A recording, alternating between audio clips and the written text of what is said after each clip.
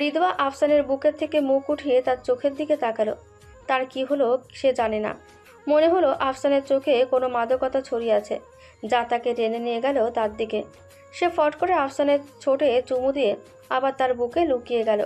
ভাবখানা এমন যে সে লুকিয়ে গিয়েই এখন আফসান আর তাকে ধরতে পারবে না। এদিকে আফসান তো অবাক। না, সে অবাকও না, সে আসলে কি সে নিজেও বুঝতে পারছে না। তার লজ্জাবতী হৃদ তাকে ঠোঁটে চুমু দিল। এটা কি সত্যি দেখলো? সে বউকে কাছে টেনে মাথায় চুমু দিয়ে বলল, আগুন জ্বালিয়ে দিলি রে হৃদ, একদম হৃদয়ে আগুন ধরিয়ে দিয়েছিস। এখন নিয়ন্ত্রণ কিভাবে করব? হৃদয়া সেভাবেই বলল। লাগবে না নিয়ন্ত্রণে আনার, ঘুমান আপনি। আফসান ফট করে হৃদয়ার উদ্দেশ্যে বলল, আম পাতা, জাম পাতা, বউ আমার নিম পাতা শুনে না, মোর কোনো কথা জীবন আমার তেনা তেনা। তার এমন উদ্ভট কবিতা শুনে হৃদয়া খিলখিলিয়ে হেসে উঠল। সে হাসিতে মনে হলো আফসানের হৃদয় ঠান্ডা হয়ে গেল। মেয়েটাকে অনেক সময় বাদে এমন হাসিতে দেখেছে সে। ঘুমা হৃদ, তুই পাষাণ মানবী, যতক্ষণ জেগে থাকবি আমার হৃদয়ে ততক্ষণ আগুন লাগাবি। হৃদয়া আবার হেসে উঠল। লোকটা তাকে সময় দিতে চাচ্ছে তা সে বুঝেছে। তবে সে আফসান বেশি অপেক্ষা করাবে না। কিন্তু সে যা করবে একটু বিশেষভাবেই করবে। তাই আর কোনো কথা না বলে ঘুমিয়ে গেল আর হালাল পুরুষের বন্ধনে। আফসানও তার সুখকে জড়িয়ে ধরে পাড়ি দিল ঘুমের দেশে। সকাল 7টা, চারিদিকে কুয়াশার ছড়াছড়ি। গ্রামগঞ্জের শীত অনেক দিন পর্যন্তই ঠাঁই পায়। তবে এই শীতের সকালেও হৃদয়ার গোসল করতে হলো। দুদিন ধরে সে গোসল করে না, তাই শরীরটা বড্ড ম্যাজম্যাজ করছিল। ভাগ্যিস আফসানের ঘরে গিজার আছে, না হলে তো সে অক্কা পেত। সে একটা লাল শাড়ি নিজের গায়ে জড়িয়ে নিয়েছে। বলা বাহুল্য এই শাড়িটা আফসানি পাঠিয়েছে। ওই যে আজান যে তাকে শাড়িগুলো দিত, সেগুলো এই মহাশয়ই তার জন্য দিত, নিজের বেতনের ক্ষুদ্রতম এক অংশ দিয়ে। তবে তার সাথে সেকালে সম্পর্ক মন্দ থাকায় আজানের নামে হৃদয়া পর্যন্ত সেগুলো আসতো। এই কথা আজানি কিছুদিন আগে বলেছে, তা আবার মুখ ফসকে। কালকে রুমে থেকে আসার সময় নিজের সাথে করে এটি নিয়ে এসেছিল সে। আর আজকে দেখে তার গায়ে লাল জড়াতে ইচ্ছে করলো। ভেজা গামছা চুল থেকে খুলে চুলকে ঝেড়ে নিল সে, যার ফলে পানির বিন্দু বিন্দু ফোঁটা গিয়ে পড়ল ঘুমন্ত মানুষের চোখে। আফসান বিরক্তি নিয়ে চোখ মুখ উঁচকে চোখ খুলল। তবে সে যে যদি জানতো তার চোখের সামনে এমন সর্বনাশী দাঁড়িয়ে থাকবে, তাহলে সে খুলতো না নিজের চোখ। কে যেচে পড়ে নিজের সর্বনাশ দেখতে যাবে? তবে সেটা দেখে ফেলেছে, আর দেখে ফেলার পর তার থেকে চোখ ফেরানো দায় হয়ে পড়েছে। হৃদয়া বারান্দায় গামছা নিয়ে এসে আফসানের দিকে তাকালো। সে এতক্ষণ খেয়াল করেনি যে মানুষটা তার দিকে তাকিয়ে আছে। অপলক তাকিয়ে আছে সে। কি জনাব, ঘুম শেষ? আফসান শোয়া থেকে উঠে বসলো, তারপর বলল, আপনি তো আমাকে শেষ করার জন্য নেমে পড়েছেন, ঘুমের আর কি হবে? তার এমন কথায় হৃদয়া হেসে উঠল। তার পাশে গিয়ে বসে বলল, বাহারে, আমি কি করলাম জনাব? আকস্মিক তার নগ্ন কোমরে হাত রেখে তাকে নিজের কোলের ওপর টেনে নিল আফসান। এমন আকস্মিক স্পর্শে হৃদয়া কেঁপে উঠল, যে কাঁপুনি আফসানও টের পেল। কি করেনি আপনি ম্যাডাম? এই যে আমি কিছু করলাম না তাও গোসল করলেন, আবার নিজেকে লাল বউ তৈরি করে আমার সামনে এমন ভিজা স্নিগ্ধ রূপে হাজির হলেন। হৃদয়ের গাল দুটো গরম হয়ে গেল, লাজে রাঙা হয়ে গেল সে। তার কোমরে আফসানের স্পর্শে বারংবার কেঁপে উঠতে লাগলো সে। আফসানের দৃষ্টি গেল তার কাঁপতে থাকা ঠোঁটের দিকে, যা তাকে চুম্বকের মতো টেনে নিয়ে যাচ্ছে।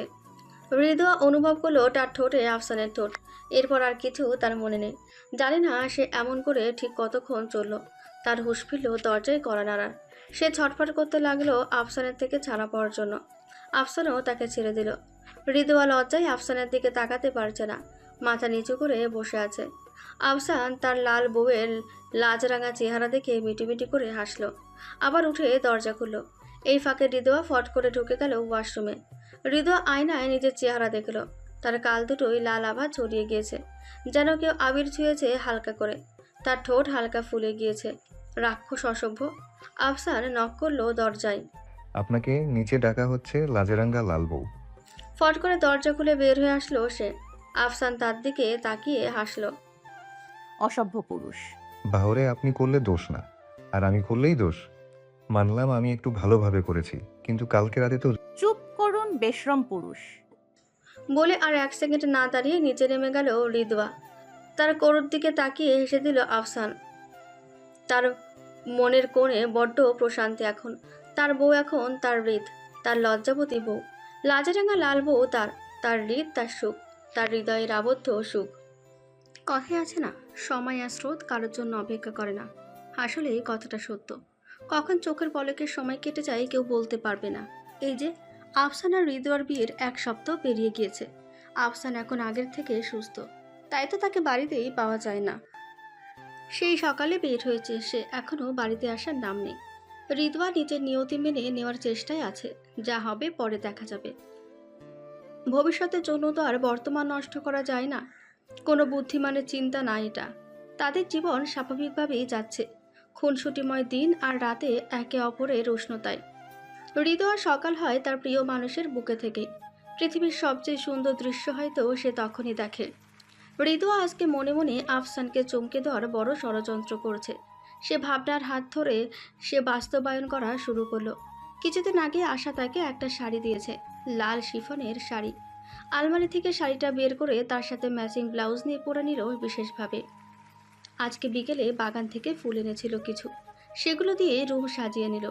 আর কিছু গোলাপ রেখে দিল। সেন্টেড ক্যান্ডেল জ্বালিয়ে দিল পুরো ঘরে। এরপর আলো নিভিয়ে অপেক্ষা করতে লাগলো তার অর্ধাঙ্গের। সকলে অনেক আগেই শুয়ে পড়েছে, তবে এখনো আফসানের আসার নামগন্ধ নেই। ঘড়ির কাঁটা 12টা ছুঁই ছুঁই। ঘরের নিস্তব্ধতায় শুধু ক্যান্ডেলের শিখাগুলোর হালকা নড়াচড়া।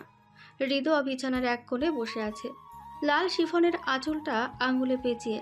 অপেক্ষা করতে করতে চোখ দুটো ভারী হয়ে আসে, তবুও সে আলো জ্বালায় না। আজকের সারপ্রাইজটা সে কোনোভাবেই নষ্ট করতে চায় না। হঠাৎ বাইরে গেট খোলার শব্দ। হৃদয়ের বুকের ভেতরটা কেমন করে ওঠে। সে সোজা হয়ে বসে। তারপর হেঁটে আসার শব্দ। সবাই ঘুমিয়ে যাওয়া এখন পরিবেশ বেশ নিস্তব্ধ। দরজা খুলতেই ঘরের ভেতর মৃদু গোলাপের গন্ধ আর ক্যান্ডেলের আলোয় থমকে দাঁড়ায় আফসান। হৃদ, কণ্ঠে ক্লান্তি, চোখে বিস্ময়।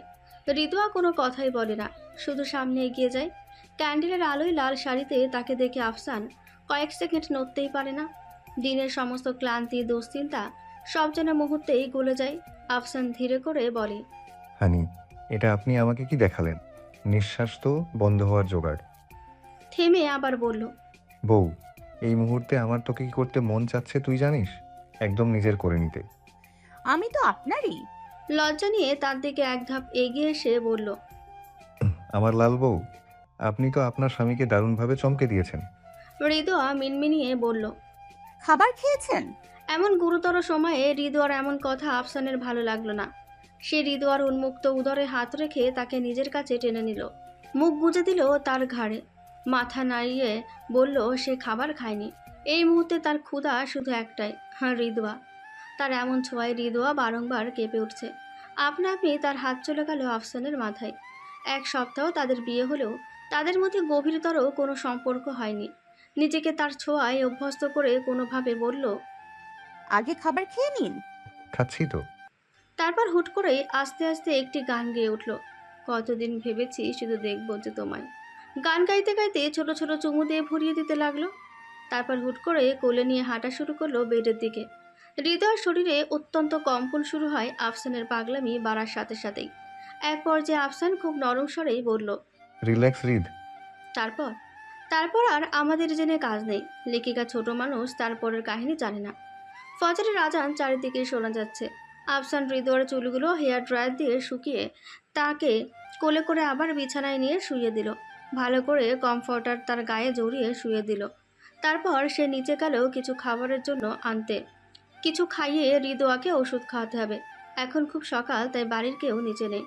আফসান খাবার নিয়ে ওপরে উঠে দেখে হৃদয়া পেট চেপে ধরে গোংড়াচ্ছে। বোঝা যাচ্ছে পেটে যন্ত্রণা। আফসান ছটফট ভঙ্গিতে তার দিকে এগিয়ে গেল। তার শিয়রে হাঁটু গেড়ে বসে বলল, হানি, কি হয়েছে? পেটে ব্যথা? হৃদয়া মাথা নাড়ল।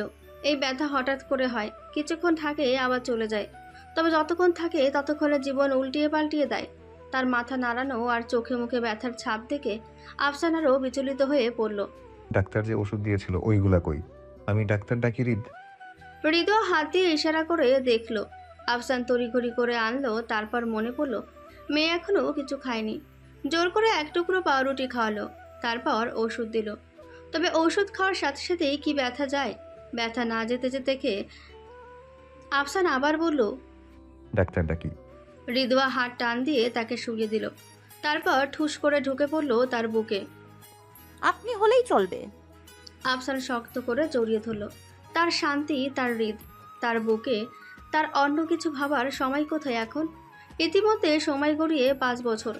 আজ বাড়ির তৃতীয় প্রজন্মের বড় ছেলের জন্মদিন। আদিত এহসানের চতুর্থ জন্মদিন আজকে, তাই এহসান বাড়ি সেজেছে নতুন রূপে। আদিত এহসান আজান আর আশার বড় ছেলে। বলা বাহুল্য, সে কিছুদিনের মধ্যে বড় ভাই হবে। হ্যাঁ, আশা দ্বিতীয়বার প্রেগনেন্ট। আরও সদস্যের মধ্যে বৃদ্ধি পেয়েছে এহসান বাড়িতে।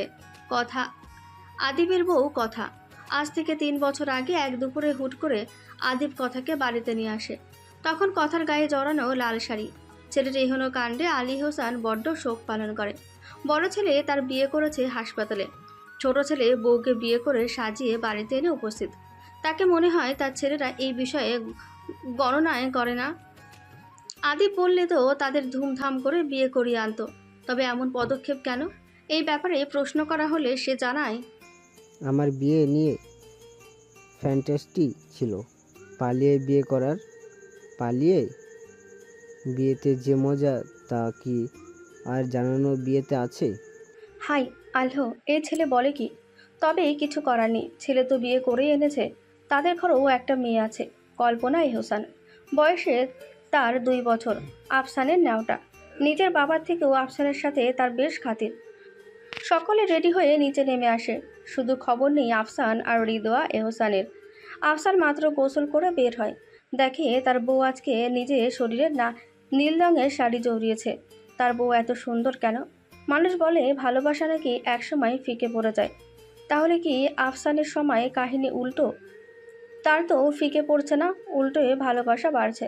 তার তো এখন আরও মন চায় তার বউকে লুকিয়ে রাখতে। দিন দিন কি এই মেয়ে সুন্দর হচ্ছে? আফসান গিয়ে তাকে পেছন থেকে জড়িয়ে ধরল, উন্মুক্ত ঘাড়ে নিজের সরু নাক ঘষল। অনুভব করলো তার হৃদের কম্পন। বিয়ের 5 বছর পেরিয়েছে, তবে আজও এই মেয়েকে ছুঁয়ে দিলেই তার কাঁপাকাঁপি শুরু হয়ে যায়। দেরি হয়ে যাচ্ছে তো। ধুর, তোর কাছে ঘেঁষলেই দুনিয়া যত সমস্যা। বলে তার থেকে দূরে গিয়ে গম্ভীর মুখে রেডি হতে শুরু করলো। হৃদয় বুঝলো জনাব রেগেছে। বিয়ের আগে সে ছোট ছোট কথা নিয়ে মুখ ফুলিয়ে রাখত, আর এখন এই জনাব কিছু থেকে কিছু হলেই মুখ গম্ভীর করে রাখে। সে আফসারের গলা জড়িয়ে ধরল, পা উঁচু করে। তার সরু নাক একটা ছোট চুমু দিয়ে বলল, আপনি বড্ড বেপরা হয়ে যাচ্ছেন মেজর। আগে তো এমন ছিলেন না। আফসার শাড়ি ভেদ করে তার কোমরে হাত রেখে বলল, আগে যে বউ ছিল না এমন বেপরোয়া হওয়ার জন্য, আর আমার বউ আমাকে এমন বেপরোয়া হতে আশকারা দেয়, ম্যাডাম। তাই বুঝি? হ্যাঁ। এমন সময় নিচে থেকে ডাকাডাকি শুরু হলো। হৃদয় আফসানের বুকে ধাক্কা দিয়ে নিচে যেতে যেতে বলল, জলদি নিচে আসেন জনাব। আপনার এমন লাগামহীন কথা পরেও বলা যাবে। আফসার নিচে নেমে দেখে তার বউ দাঁড়িয়ে দাঁড়িয়ে বাড়িতে উপস্থিত 2 বিচ্ছুর কাহিনী দেখছে। রিসাও এসেছে, তারও একটা ছেলে হয়েছে, নাম রওনাক। সে বিচ্ছুও সেখানে আছে। আজান আর আশার ছেলে হওয়া সত্ত্বেও আদিত গুণাবলী পেয়েছে আফসানের। একদম চুপচাপ গম্ভীর স্বভাবের, তাই সে এসব ঝামেলার মধ্যে নেই।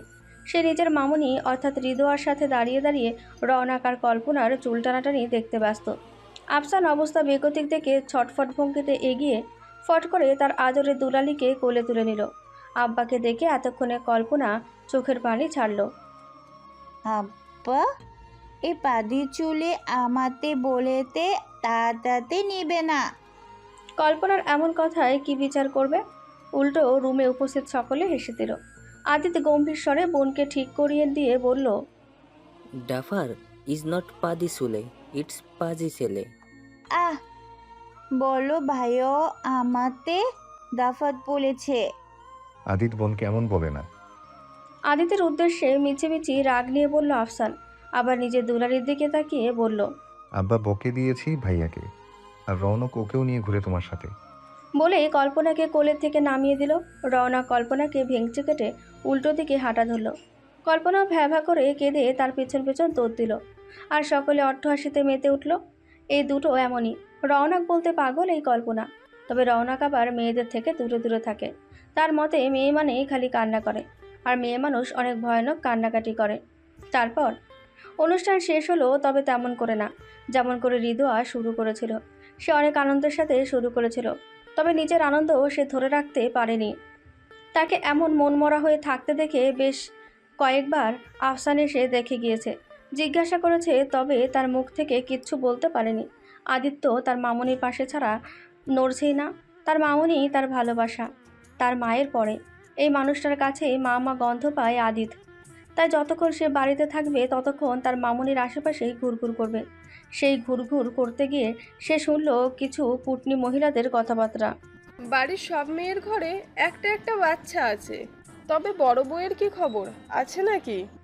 আরেক মহিলা বলল, আরে কেমন থাকবে ভাবি, আপনারা জানেন না এই মেয়ে তো মা হতে পারবে না, তাই তো আফসানের মতো ছেলের গায়ে ঝুলে পড়েছে।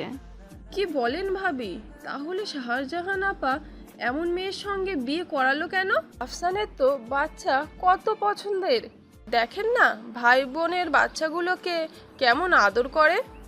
আর কি করব ভাবি, এমন মেয়ে থাকলে তো আর কিছু করার নেই। শাহজাহান ভাবি তাহলে ছেলেকে আর এক বিয়ে করাতে পারে, তাদেরও তো বড় ছেলের নাতিপুতি দেখার ইচ্ছে করে নাকি?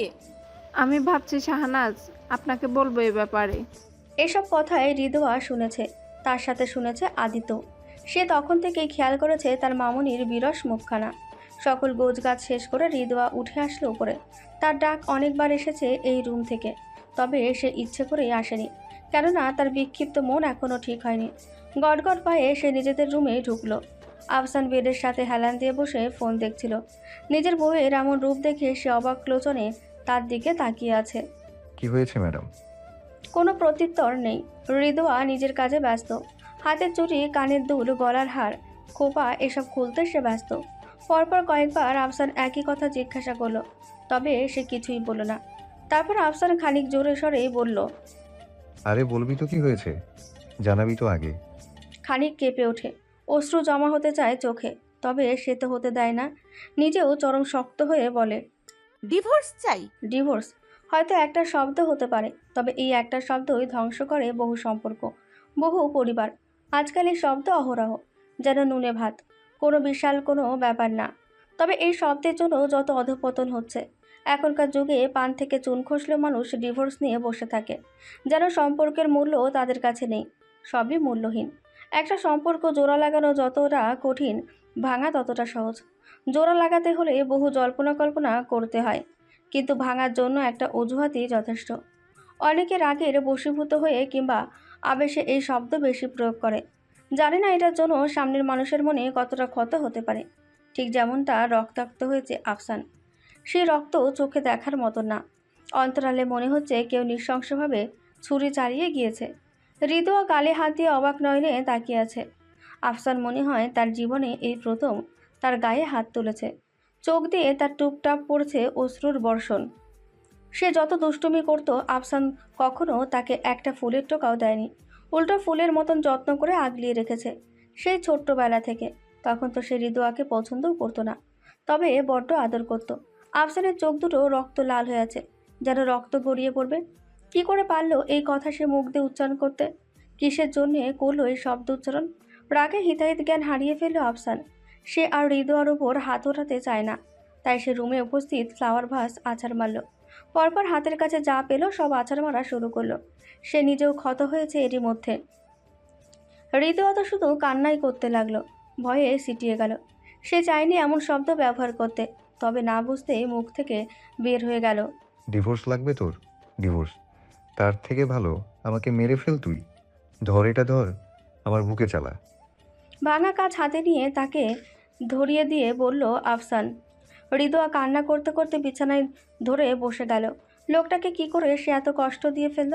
সে তো জানে তাকে কতটা ভালোবাসে আফসান। সব জানার পরও কোনো দিন কিচ্ছু বলেনি। শুধুমাত্র যখন হৃদয়ের মন খারাপ হয় তখন বলে, ডাক্তার তো পুরো নিরাশ হওয়ার কথা বলেনি, আশা তো আছে। আল্লাহ চাইলে ইনশাআল্লাহ হবে। ভাঙাচোরা আর জোরে চিল্লানোর শব্দে সকলে দরজার সামনে উপস্থিত হয়েছে। বারে বারে দরজা ধাক্কাচ্ছে, তবে সাড়া দিচ্ছে না। নিজের রাগ নিয়ন্ত্রণে না রাখতে পেরে আফসান দরজা খুলে বের হয়ে যায়। ভেতরে মনে হচ্ছে কোনো তুফান গিয়েছে, সব লণ্ডভণ্ড। সবাই জানে আফসান হৃদয়ের ওপর কখনো এত রাগে না, আর রাগ করে তো কখনোই জিনিসপত্র ভাঙে না। তবে এমন কি গুরুতর ঘটেছে যে ছেলে এমন হনহনিয়ে বের হয়ে গেল? যাওয়ার আগে তার লাল চোখ আর শক্ত চোয়াল সকলের কাছে দৃশ্যমান ছিল। হৃদয়াকে বসে থাকতে দেখে ফারিয়া বেগম গিয়ে মেয়েকে জাপটে ধরলেন। মায়ের বুক পেয়ে হৃদয়া আর ফুপিয়ে উঠল, হাউমাউ করে বলল, বিশ্বাস করো মা, আমি বলতে চাইনি। ওনাকে বলো চলে আসতে। কেন বের হয়ে গেল? আসলে এই চিন্তায় হৃদয়া মানসিকভাবে খুবই বিপর্যস্ত অবস্থা। তাকে নিয়মিত কাউন্সেলিংয়ে রাখা হয়, তাই আফসানা বউয়ের জন্য এখানে ট্রান্সফার নিয়ে এখান থেকেই কাজ করে। বাকি সবাই বুঝলো যে মেয়ে তাদের কোনো বেফাস কথা বলে ফেলেছে, যার জন্য ছেলে এমন রেগে বের হয়ে গিয়েছে। সবাই তাকে শান্ত করাতে লাগলো। তবে গালে লাল দাগ দেখে আকবরে হোসেন বুঝলেন গায়ে হাত তুলেছে তার ছেলে। কলিজার ভাতিজি তার, ভাতিজি থেকে মেয়ে বেশি। এমন ক্ষত তার হৃদয়ে গিয়ে লাগলো। যতই উল্টা কিছু বলুক না কেন, তার ছেলের এমন আচরণ তার কোনো ক্রমেই ভালো লাগলো না। আজ বাড়িতে আসলে এর একটা বিহিত হবে। সকলের আশাকে বুড়ো আঙুল দেখিয়ে আফসান সেই রাতে আর বাড়ি ফিরল না। শাহনাজ বেগম ফোন দিলে জানায় কাল ফিরবে। হৃদয়া তাকে বেশ কয়েকবার ফোন দিয়েছে, তবে আফসান তোলেনি। তাই আরও ভেঙে পড়েছে সে। রাত পুরোটাতে তুমুল ঝড় হয়েছে। সে ঝড়ের সাথে রাতে তার শরীর কাঁপিয়ে জ্বর আসলো। সারা রাত জেগে বসেছিলেন শাহনাজ বেগম আর ফারিয়া বেগম। সকালে জ্বর ছাড়াই চলে গেলেন যার যার রুমে। পরের দিন দুপুরে আফসান বাড়ি ফিরল। দেখতে পুরো বিধ্বস্ত অবস্থা। ইন করা শার্ট বের হয়ে আছে, হাতে তার সাদা ব্যান্ডেজ, যা এখন আর সহ নেই। হয়তো ময়লা বসে গেছে। এসে বসলো সোফায়। আজ আর তার চোখ কাউকে খুঁজছে না, নেই সেই চোখে জল জল চাহনি। তবে সকলের অলক্ষ্যে ব্যাকুল চোখে তাকিয়েছিল পুরো লিভিং রুমে। তবে দেখা পায়নি সেই নিষ্ঠুর নারীর। দেখা মিলল আকবরে হোসেনের সাথে। সে বেশ আয়েসি ভঙ্গিতে ছেলের দিকে তাকিয়ে গম্ভীরভাবে বলল, আমার জানা মতে আমি এমন করে কোনো কোনো ছেলেকে বড় করিনি যে তার বউয়ের গায়ে হাত তুলে। আফসান ভ্রুকুচকে তার দিকে তাকালো। কি নিয়ে কথা বোঝার চেষ্টা করলো। হয়তো বুঝলো, তবে কোনো প্রত্যুত্তর করলো না। তার নির্বিকার ভঙ্গি দেখে আকবরে হোসেন আরও বেশি বিরক্ত। তার জন্য আমি অনুতপ্ত। এর আগে উল্টো পাল্টা করে ফেলেছি। That's it. স্বাভাবিকভাবেই বলল আফসান। এটার জন্য, ঠিক এটার জন্যই বলেছিলাম আমার মেয়ে থেকে দূরে থাকতে। তোমার রাগ জিদ বরাবরই বেশি। এত রাগ জিদ দেখানো হলে ছেড়ে দাও আমার মেয়েকে। যাও দিয়ে দিব তোমার মেয়েকে ছেড়ে।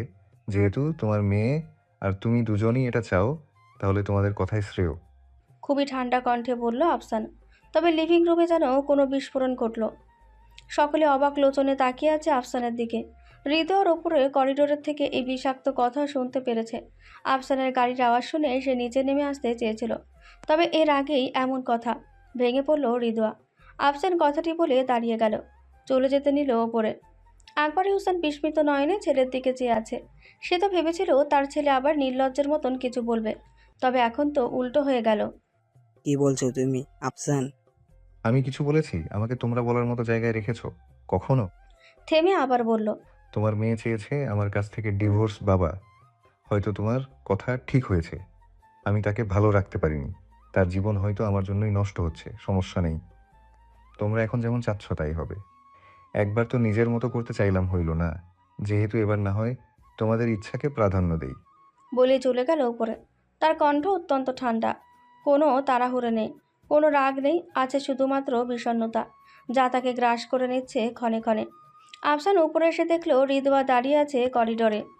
তার কান্নারত চেহারাও সে দেখেছে, তবে কিছুই বলেনি। রুমে ঢুকে দরজা আটকে দিয়েছে। লিভিং রুমে পিনপতন নীরবতা। হতবাক সকলেই। আজ শুক্রবার ছুটির দিন, তাই সকলেই বাড়িতে। আর খাবার খেয়ে সবাই বসেছিল সোফায়। এমন সময়ই আফসানের আগমন হয়েছিল।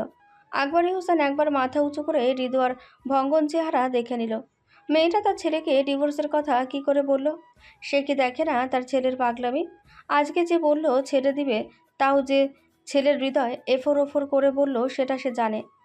আর বাড়ির সবাই জানে যে আফসান খালি এটা বলেছে, সে কখনো করবে না। ছেলের পাগলামি নিয়ে সকলেই অবগত। হৃদয় মায়ের রুমে চলে গেল। রাতে জ্বর হওয়ায় সে এখানেই ঘুমিয়েছিল, আর এখনও সেখান থেকেই বের হয়েছে। কিছুক্ষণ পর রুমে প্রবেশ করলো আকবরে হোসেন, হাতে খাবারের প্লেট। হৃদয়ার পাশে বসে খাবার মেখে তার মুখে দিল। বড় বাবার মুখের ওপর কিছু সে বলতে পারে না কখনো, আজও পারেনি, তাই মুখে নিল।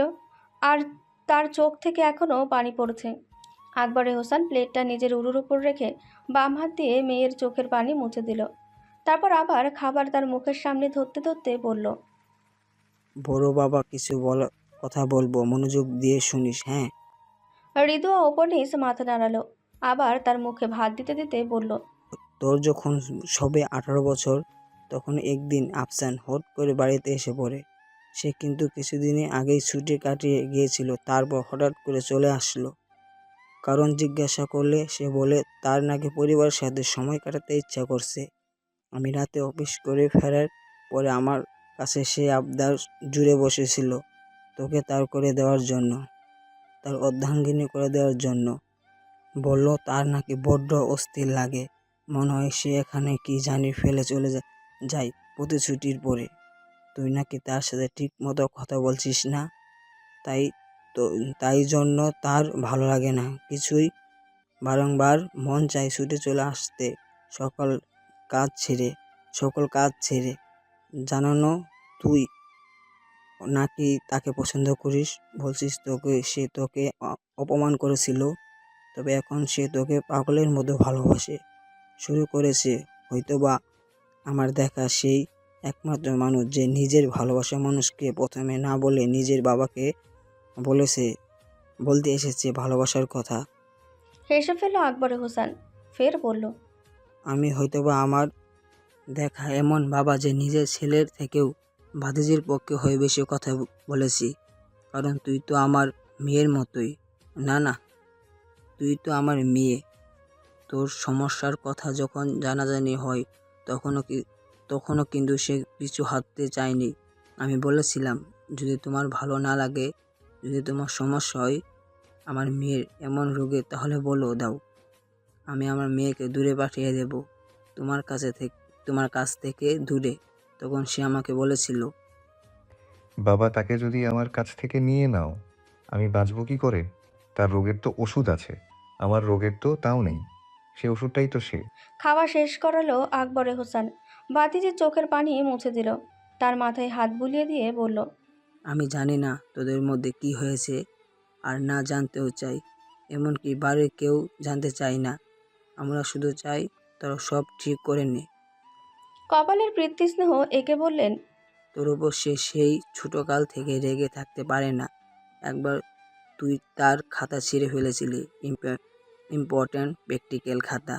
তবে সে কিছু বলেনি। 3 রাত জেগে আবার নতুন করে সেটা শুরু থেকে শেষ করেছিল।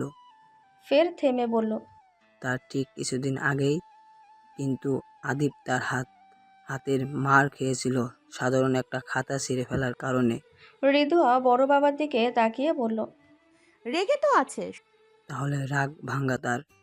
বলে সে একটা ছোট হাসি দিয়ে চলে গেল। রাত 11টা। আফসার সারাদিন ও ঘর থেকে বের হয়নি। খাবারের জন্য ডাকলেই জবাব দিয়েছে খাবে না।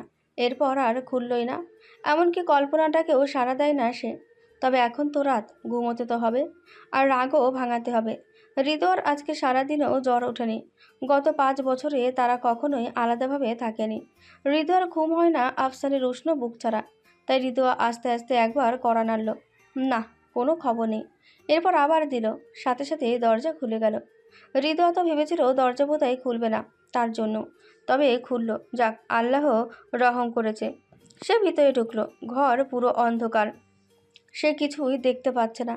কিছুক্ষণ দাঁড়ানোর পর অন্ধকার তার চোখে শুয়ে গেল। আবছাভাবে বোঝা গেল আফসান বেডে শুয়ে আছে এক কাত হয়ে। তার হাতে ব্যান্ডেজ পাল্টাতে হবে। সে সাথে করে সব নিয়ে আসছে। বেডের পাশে হাঁটু গেড়ে বসে আফসানের হাত নিতে চাইল, তবে আফসান মুঠ করে শক্ত করে রেখেছে, কিছুতেই ছাড়ছিল না। অনেক সময় বাদে হয়তো মন গড়ল, তাই নরম করে দিল হাত। হৃদয়া ব্যান্ডেজ করে দিল হাত। তারপর ছোট ছোট পা ফেলে হৃদয়া গিয়ে শুয়ে পড়ল। হাত বাড়িয়ে চাইল আফসানকে সোজা করতে, তবে লোকটা নড়ল না। এমন করায় হৃদয়া ডুকরে কান্না আসলো ভেতর থেকে। সে নিজেকে দমিয়ে রেখে আফসানকে পেছন থেকে জড়িয়ে ধরল। সরি, আর জীবনেও এমন কথা বের করব না। আফসান নিরুত্তর, না নড়ল না কিছু বলল। তবে সে ঘুমায়নি, সেটা তো জানা যায়। কথা বলেন না। ভেঙে আসলো তার গলা। নিজেকে দমানোর আপ্রাণ চেষ্টা। ও মেজর, সত্যি আর কখনো এমন কথা বলবো না, কখনো অন্যের কথা শুনবো না। তবে এত কাতর কণ্ঠ আফসানের হৃদয়ে স্পর্শ করতে পারেনি। সে ঝট করে হৃদয়ের হাত সরিয়ে দিল তার পেট থেকে। সেও শাস্তি দিতে চায় এই মেয়েকে। যে যাই বলুক কেন, সে এমন শব্দ নিজের মুখ দিয়ে উচ্চারণ করবে? আফসান কি তাকে কম ভালোবাসে? তাহলে কেন অন্য মানুষের কথার জন্য তার হৃদয়ে এমন ছুরি চালালো? বলবে না সে কথা। সবসময় এই মেয়ে লজিক ছাড়া কথার রাগ সব তার ওপর উঠায়। হৃদয় আর কিছুই বলতে পারল না। আফসানের থেকে একটু দূরে শুয়ে পড়ল, তবে ঘুম তার চোখে ধরা পড়ল না। সে নিঃশব্দে কান্না করলো। কান্না করতে করতে সে ফুপিয়ে উঠল। এক পর্যায়ে আফসান গম্ভীর স্বরে বলে উঠল, কান্না যদি শেষ না হয় তাহলে যেন অন্য রুমে গিয়ে কান্না শেষ করে আসা হয়।